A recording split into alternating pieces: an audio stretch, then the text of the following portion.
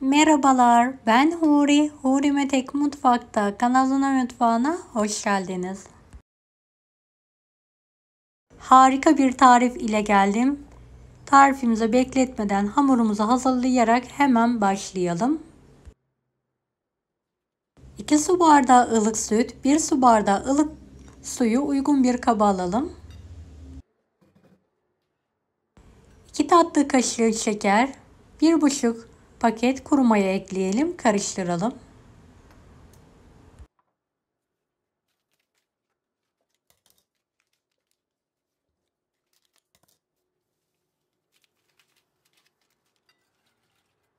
...200 gram sıvı krema...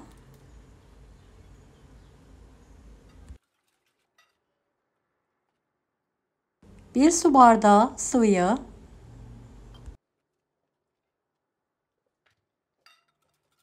...bir miktar un ilavesi yapalım. 1 adet yumurta beyazı... ...3 tatlı kaşığı tuz... ...aldığı kadar unu yavaş yavaş ekleyerek yumuşak bir hamur hazırlayalım.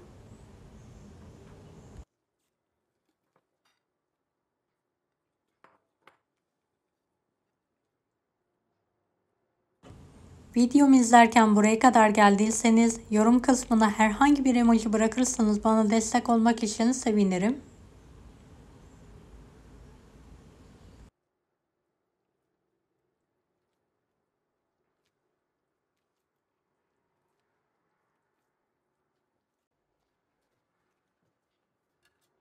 Hazırladığım hamuru geniş bir kabın içine alarak mayalanması için bekliyorum.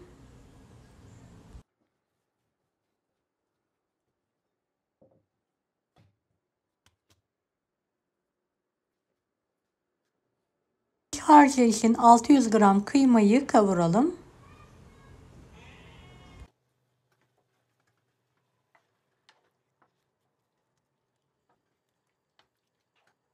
Kıyma tane tane olana kadar kavurma işlemine devam edelim.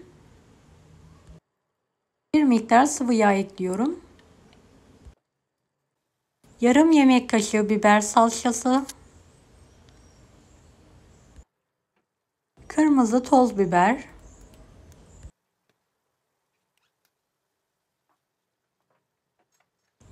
Kırmızı pul biber. Kimyon, karabiber ve dilediğiniz baharatları ekleyebilirsiniz.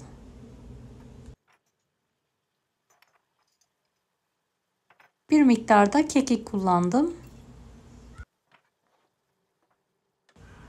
Evet, karıştırdıktan sonra altını kapatarak soğumaya bırakalım. Mayalanan hamuru tekrardan tezgah üzerine alarak yoğuralım.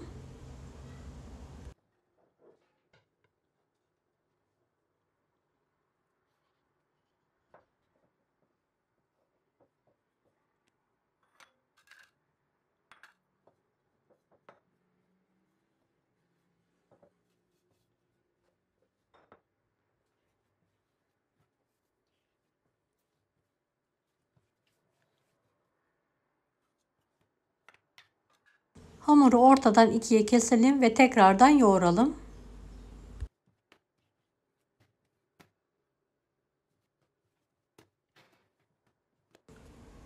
Mandalina büyüklüğünde bezeleri keserek yuvarlayalım.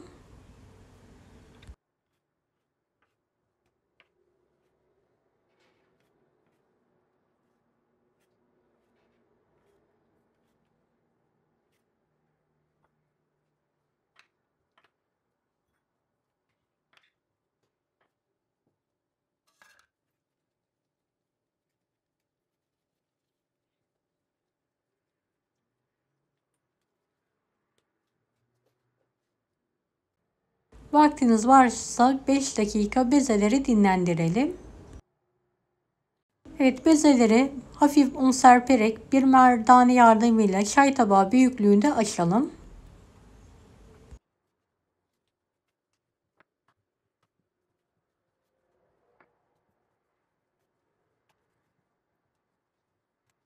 Evet, tüm bezeleri aynı ebatta açmaya devam ediyorum.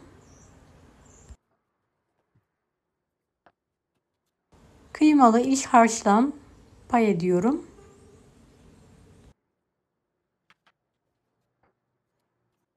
Kenarlardan kapatarak rulo saralım.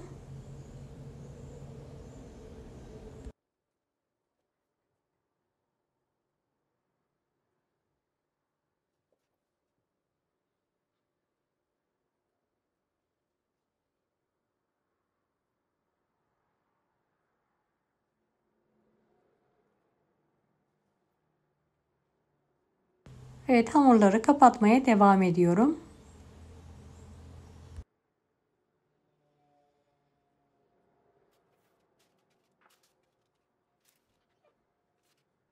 Fırın tepsisine aralık olmayacak şekilde poğaçaları dizelim.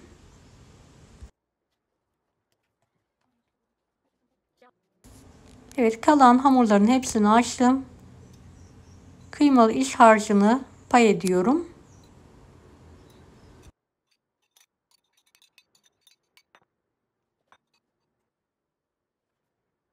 Kapatarak şekil veriyorum.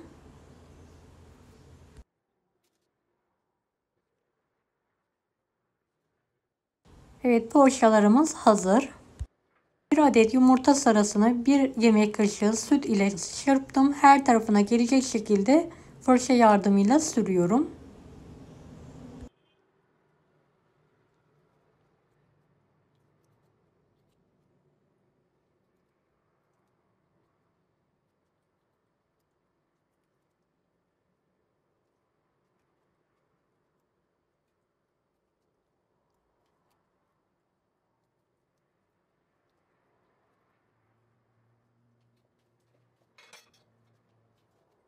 Evet, üzerine susam serpiyorum. Dilediğiniz malzemeyi serpebilirsiniz. Haşhaş veya çörek otu veya da sade bırakabilirsiniz.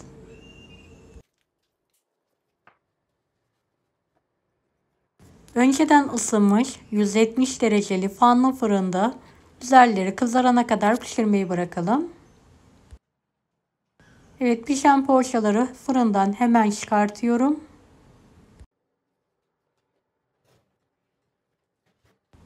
Evet, mis gibi poğaçalarım hazır. Bir tanesini bölerek yakından sizlere göstermek istiyorum. Deneyecek olanlara şimdiden kolaylıklar dilerim. Kanalıma ücretsiz abone olmayı unutmayın. Bir dahaki videolarda görüşmek üzere. Allah'a emanet olun. Hoşça kalın. Daha farklı tarifler için bunlara da izlemeyi unutmayınız.